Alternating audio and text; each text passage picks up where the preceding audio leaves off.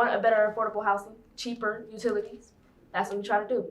We're the City Council interns. My name is Amila Whittington, as we already said. My name is Verena M. I'm Trey Shriver. And my name is Quinn Ransom. And we also have another intern called Vari Patel.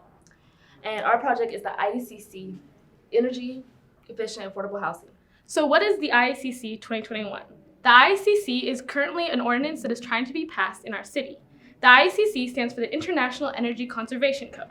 It's created to establish minimum requirement for energy efficient buildings using prescriptive and performance related provisions for both residential and commercial constructions. Essentially, this code is supposed to reduce carbon emissions and make buildings more energy efficient to keep Kansas City on its track for the climate agreement. So we currently use the 2012 code. The 2012 code has way less restrictions and is not as energy efficient. So many climate people in the community are fighting to pass the 2021 code. Studies have shown that the 2021 code will create a 9.4% site energy savings improvement and an 8.7% improvement in carbon emissions. It will also save homeowners an average of $2,320 over the life of a typical mortgage. So what's the problem? The IECC 2021 raises the cost of each new building by at least $30,000 up front, which a lot of people don't have. Affordable housing is already an issue in Kansas City. This issue just gets bigger if we pass this code how it is. This will also disproportionately affect people of color and low-income communities. Home builders have also said that they would move out of Kansas City to be able to stay in business, and that would remove Kansas City as having the largest residential market in the nation. So we asked ourselves, what are some ways that we can maintain affordable housing in Kansas City while also ensuring energy efficiency within the building infrastructure? We worked with multiple different people on both sides of the spectrum, people who agree with the IECC and people who don't agree with the IECC. And we tried to find the best compromise to make sure they're making a decision and a solution for everyone. So first, we had these three ideas right here that we found were amazing ideas at first, but in the long run, they ended up struggling and ended up just being inherently flawed.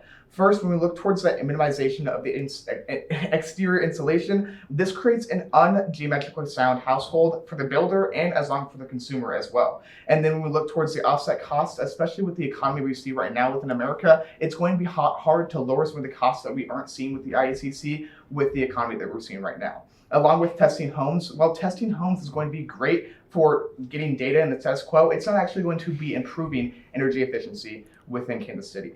And so what really is our solution? After we overthought and continued to overthink even more, we finally found a solution that's going to be best for the people of Kansas City on both sides of the spectrum. So what we're going to do is we're simply going to adopt the IECC in full. We're going to adopt it in full with two singular amendments to it. That first amendment is going to make it required for every single builder in Kansas City to simply offer the IECC code to every single consumer. Now this gives the consumer the choice to go ahead and do they want to have these updated codes, or do they want to go ahead with what they already want? This is going to allow for the consumer to choose what they want, but at the same time, we have that second code, which is going to ensure the energy efficiency for people who do not want this. What this is going to do is make every single house built after 2000 be required to have a blower door test. And now what a blower door test is, it is a test to ensure the energy efficiency of your household. If they fail this test, they have to go ahead and get government subsidies and government funds to go ahead and get this money so they can get modernized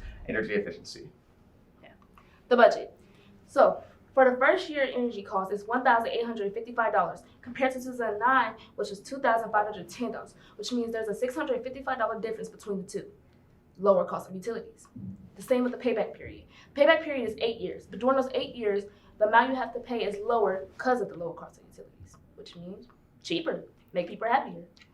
So these are the requirements for residential buildings. There's also requirements for commercial as well. The prices did go up, but that's a small part you have to pay for a better and efficient code. Our timeline for July is to set up meetings with council people Bough and Bunch to add these two amendments to the code. During the 13th of July, our solution is discussed during the Neighborhood Planning and Development Committee. On the 21st of July, the ordinance is placed into the agenda for voting. During August, we intend to inform home builders around the area about the updated code and what that entails for both companies and consumers. We also intend to start blower door testing, and get rapid data. So this is our solution, and we really urge people in the community, KC Metro, because it affects everyone and everybody, to learn about this, follow it, and do it, especially once it's passed. We do believe it'll be passed. All right, anyway, thank you. Thank you, guys. Thank you. Thank you.